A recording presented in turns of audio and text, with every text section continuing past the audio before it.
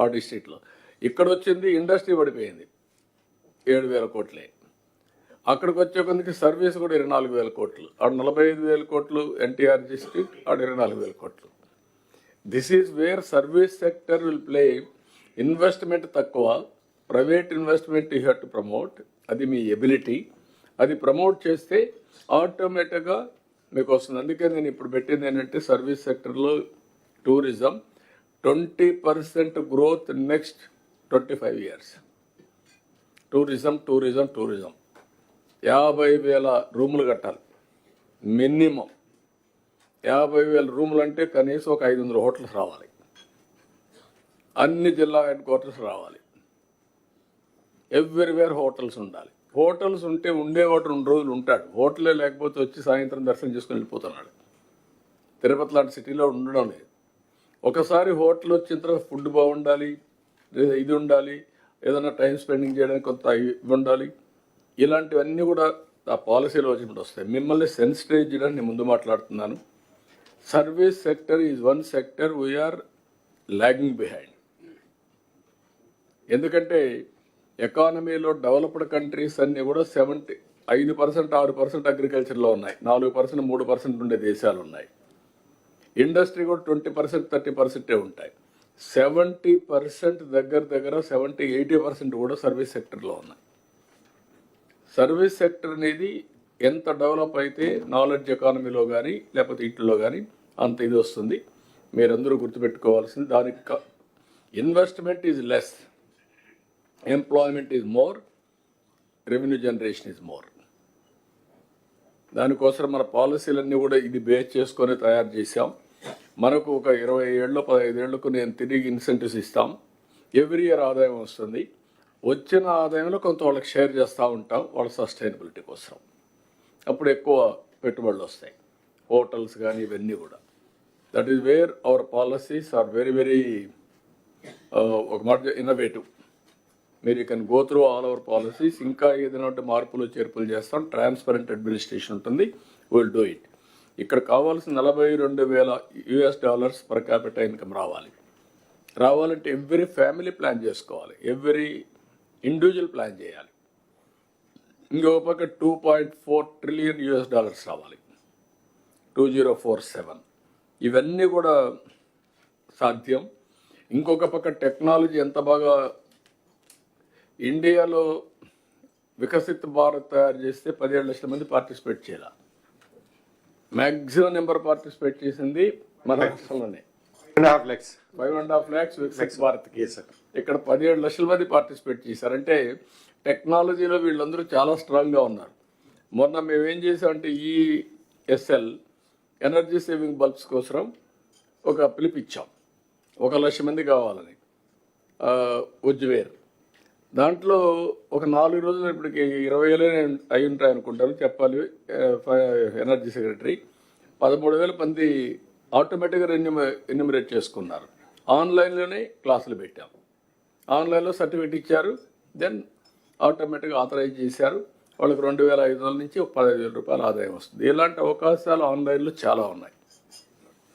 అదే నేను ఇంతకుముందు మాట్లాడిన వర్క్ ఫ్రమ్ హోమ్ అవన్నీ మళ్ళీ మాట్లాడదాం. ఇది మీకు ఒకసారి సెన్సిటైజ్ చేద్దామని చేస్తున్నా. దీనికి మీకు ప్రొఫెషనల్స్ని సపోర్ట్ ఇస్తాం. మీరు కూడా కొంచెం ప్రొఫెషనల్ థింకింగ్ రావాలి. బ్రిటిష్ వాళ్ళు పోతూ చాలా రిస్ట్రిక్షన్స్ పెట్టారు. కలెక్టర్స్ అంటే కలెక్షన్ ఆఫ్ రెవెన్యూ, అందుకని వాళ్ళందరినీ కలెక్టర్స్ అని పేర్లు పెట్టారు. తర్వాత మనం డిస్ట్రిక్ట్ అడ్మినిస్ట్రేటర్స్గా పెట్టాం. మళ్ళీ కలెక్టర్ కమ్ డిస్ట్రిక్ట్ మెజిస్ట్రేట్ అని పెట్టాం. లా అండ్ ఆర్డర్ వచ్చింది కాబట్టి. So this is where all of you has to. అందులో మామూలుగా IAS అంటే you are all tuned with revenue.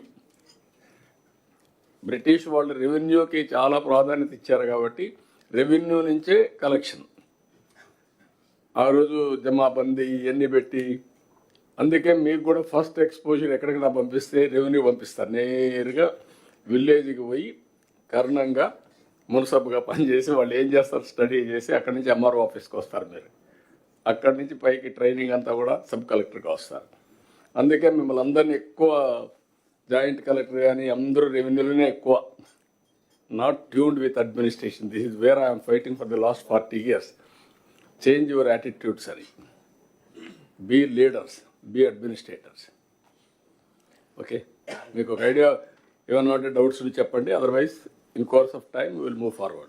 Sir, just for the collectors, sir, we had also told them when we were preparing the vision plan, sir, because as you said, sir, many of them may not be fully aware of all these GVA calculations and other things. Sir, వాళ్ళు ఎందుకు మీకు కూడా తెలియవు ఒకప్పుడు, నాకు పూర్తిగా knowledge ఉంది sir. కాదు ఇప్పుడు కాదు, ఒకప్పుడు మీకు కూడా, మీకు అందరికీ చెప్పేవాళ్ళు. నేను లాస్ట్ సెషన్లో అయితే క్లాసులు తీసుకొని కూర్చోవాడు, జిఎస్టిపి అంటే ఏంటి ఇవన్నీ కూడా. So what I have requested them, sir, that wherever they have colleges and universities, sir, in their district headquarters, they can interact with the people who know economics and public policies, sir. వాళ్ళు నేర్చుకోకర్లా, వాళ్ళు interact అయ్యి ఇది కనుక్కోవడానికి వీళ్ళే prepare చేస్తారు. మీరు చేయాల్సింది ఇండస్ట్రీని, సర్వీస్ సెక్టర్ని అండ్ ఆల్సో అకాడమిషియన్స్ అంటే యూనివర్సిటీస్, కాలేజెస్ అందరిని ఇన్వాల్వ్ చేయాలి ఈ ప్రాసెస్లో. Then they are the stake holders. 2047 ఎవరి కోసం పనిచేస్తుంది? ఇప్పుడు చదివే స్టూడెంట్ కోసం. That is where you have to inspire everybody, involve and make them as partners. Then it will be game changer. Okay Sir, a small submission, sir. Please. Sir, as we are focusing more on the services sector, sir, so the services sector always will be driven by the spending power of the citizens, sir. So we have to create a spending opportunity to the citizens, sir. In that regard, sir, so except in Amravati area, sir, the rest of the district, rest of the state, sir, all the employees, sir, and those who has the surplus money. నువ్వు రెండున్నాయి, నువ్వు ఇంకా పాత రోజుల్లో ఉన్నావు. డబ్బులు సంపాదించి service sector రారు. They have to spend it, sir. They to spend. అది ఓల్డ్ థింగ్. ఇప్పుడు ఏంటంటే ఎవ్రీథింగ్ ఈజ్ అ ప్రోడక్ట్. అగ్రికల్చర్లో వచ్చేది కూడా ప్రోడక్టే, లేకపోతే ఇండస్ట్రీ వచ్చేది ప్రోడక్టే, సర్వీస్ కూడా ప్రోడక్టే. సర్వీస్ కానీ, ఇండస్ట్రీ కానీ, అగ్రికల్చర్ కానీ ఒకటి కొనాలి, ఒకటి ప్రొడ్యూస్ చేయాలి. నువ్వు సర్వీస్ని కొన్ని దేశాలు, ఇండియా కూడా ఇండస్ట్రియలైజేషన్లో మనం ముందుకు పోవాలి. Service. We have gone service sector. ఏంటి? IT revolution. దాన్ని అందిపుచ్చుకున్నాం. అక్కడ నుంచి ఐటీ వచ్చాక సర్వీస్కి వెళ్ళిపోయారు. సర్వీస్ అంటే ఒక ఐటీలో ఇప్పుడు నేను చెప్పేది work from home is a service. ఇంట్లో కూర్చొని డబ్బులు సంపాదించచ్చు నువ్వు. కాబట్టి ముందు ఎక్కడ సంపాదించుకొని రెండప్పుడు సర్వీస్ చేద్దానికి కుదరదు. ఇవన్నీ లింక్డ్ అనమాట. దాన్ని మీరు బ్రేక్ చేయాలి, Yes. వర్కౌట్ చేయండి, మీకు ఐడియాస్ వస్తూ ఉంటాయి. Thank you, sir. The next presentation will be on RTGS by Principal Secretary Shri S. Suresh Kumar.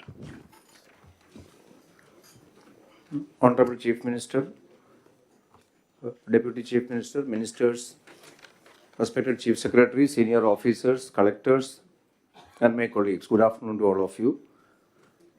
Real-time governance was launched in 2017 by the Honorable Chief Minister to build a transparent, efficient, and citizen-centric government that improves the lives of Andhra Pradesh people.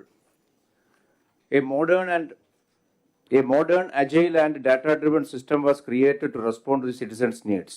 It was hailed as a best practice globally. Now, with the advancement in technology and emergence of deep tech, Honorable CM has decided to redefine the scope of real-time governance by using the advanced technology. RTGS 4 will use deep tech like artificial intelligence, machine learning, quantum computing, blockchain, IoT, etc. to institutionalize data-driven governance and enhance real-time decision making. Honorable CM గారు inaugural sessionలో చెప్పినట్టుగా smart government and virtual governance, దానికి ఉన్న ఒక framework ఈ RTGS 4 అనేది ఉంటుంది. Now with respect to this RTGS 4 framework, CEO RTGS Mr. Dinesh Kumar will be making a presentation highlighting the architecture of RTGS 4 and how it can help the departments, district collectors in the decision making and responding efficiently to the citizens' issues. I request Dinesh to kindly. Thank you, sir. Good afternoon, everyone. Honorable Chief Minister, Honorable Deputy Chief Minister. Dinesh, one intervention only. Just please. limit your time little bit, okay? The presentation is very huge, so just limit your time. Sure, sir. Sure, sir. So considering the time constraint, sir, I'll be very crisp and brief, sir. Sir, RTGS is the brainchild of the Honorable Chief Minister, so it was established in 2017. The idea is to make government more agile and then more modern, and also keep the futuristic aspects and then futuristic goals that needs to